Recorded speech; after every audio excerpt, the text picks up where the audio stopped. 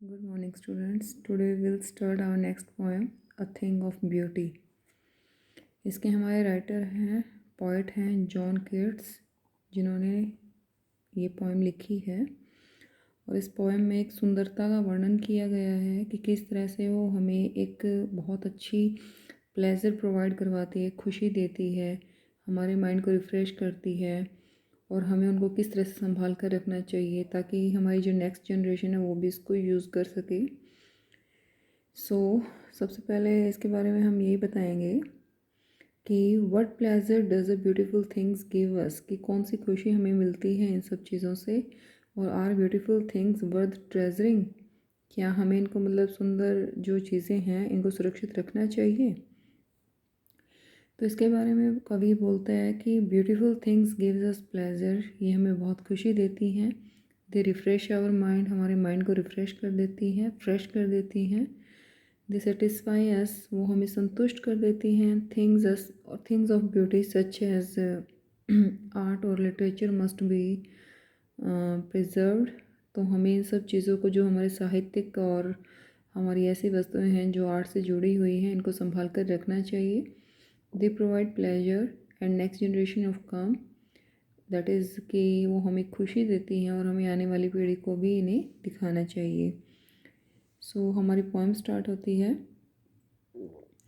A thing of beauty is a joy for ever, it's loveliness increases it will never, कि एक सुंदर चीज़ हमेशा हमें एक खुशी देने वाली ही होती है और इसकी सुंदरता कभी भी ख़त्म नहीं होती बल्कि सिर्फ बढ़ती ही रहती है। पास into nothingness and but will keep a power quiet for us and a slip, ये हमारे लिए एक शांत और छायादार जगह बना देती है और हमें मीठे सपनों भरी नींद दिलाती है। फुल ऑफ स्वीट ड्रीम्स, बहुत अच्छे सपने हमें देती है। And health and quite breathing, और स्वास्थ्य और चैन की सांस लेने में हमारी हेल्प करती है। कि कोई भी सुंदर चीज़ जो होती है वो हमें बहुत ज़्यादा खुशी देती है और जब हम उसको लगातार देखते हैं तो उसकी खुशी मतलब उसकी सुंदरता कम नहीं होती बल्कि बढ़ती ही जाती है। और ये हमें एक बहुत ही ऐसी जगह प्रोवाइड करवाती है जहाँ पर हम आराम से अपनी नींद ले सकें और एक अच्छे अच्छे सपने देख सकें और हमारे स्वास्थ्य में और हमारी मतलब एक जो नींद है उसमें चैन की सांस हमें ये लेने के लिए प्रेरित करती है।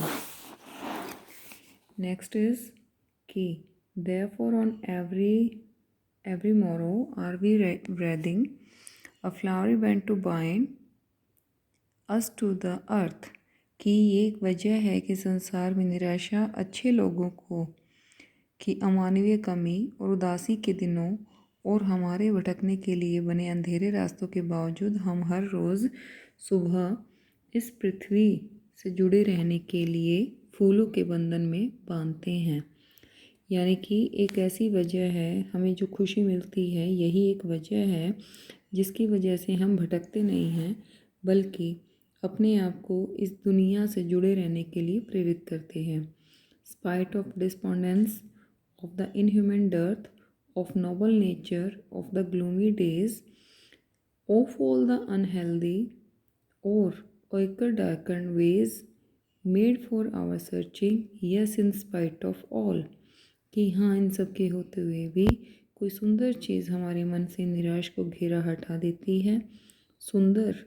और मतलब जो हमारी एक बहुत ही अच्छी चीज़ जिसे हम बहुत सुंदर मानते हैं,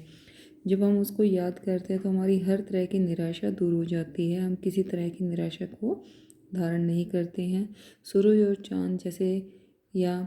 साधारण वृक्षों की छाया के लिए नई कोपलें निकलने वाले पुराने और नए वृक्ष इस तरह की वस्तुएं हैं और इसी तरह हरियाली के वातावरण में रहने वाले नरगिस के फूल हैं। ठीक है। From our dark spirits such the sun the moon trees old and young sprouting a shady boon for simple sheep, and such are daffodils with the green world they live in and the clear rills, कि जो हमारे वृक्ष हैं वो छाया के लिए नई कोपलें निकालते हैं। ऐसा नहीं है कि हमेशा से वो पुराने पत्तों के साथ ही हमें छाया देते हैं, और ये हमारे लिए ऐसी ही वस्तुएं हैं जो हमें बहुत ज़्यादा खुशी देती हैं। हरियाली का जो वातावरण है उसमें जो खिले हुए नरगिस के फूल हैं या पानी की बहती हुई नदियाँ हैं ये सब हमें क्या देती हैं? खुशी देती हैं। And with the green world they live in and clear rills that for themselves a cooling covert make against the hot season, the mild forest break rich with the sprinkling of fair musk rose blooms, and such too is the grandeur of the domes कि सारी जो हमारी ये हैं गर्मी से बचने के लिए जो झुरमुट बना लेती हैं, झुरमुट यानी कि झुंड बना लेती हैं, और इस तरह जंगल के बीच जो झाड़ियाँ हैं जिनमें इधर उधर सुगंधित फूल भी खिले रहते हैं, ठीक है। तो we have imagine for the mighty dead all lovely tales that we have hear to read an endless fountain of immortal drink pouring on to us from the heavens brink. किस तरह उन शक्तिशाली मृतकों का प्रारब्ध है जिसकी कल्पना की है, जो हमने सुनी या पढ़ी हैं, वे सब सुंदर कहानियाँ, वे अमृत का अनंत प्रवाह हैं जो स्वर्ग या आसमान के किनारे से बह रहा है।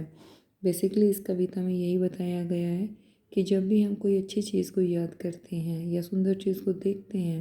तो उसकी सुंदरता घटती नहीं है बल्कि बढ़ती ही जाती है। वो हमें एक शांति प्रोवाइड करवाती है, एक चैन की सांस लेने के लिए प्रेरित करती है, हमें खुश रहने के लिए बढ़ना सिखाती है आगे, कि हमें अपनी लाइफ में किस तरह से आगे जाना है। और संसार में जो निराशा है या अच्छे लोग की कमी है या उदासी के दिनों में जब हम भटकते रहते हैं अंधेरे रास्तों में, या के मतलब बावजूद हम हर रोज़ इस सुबह इस पृथ्वी से जुड़े रहने के लिए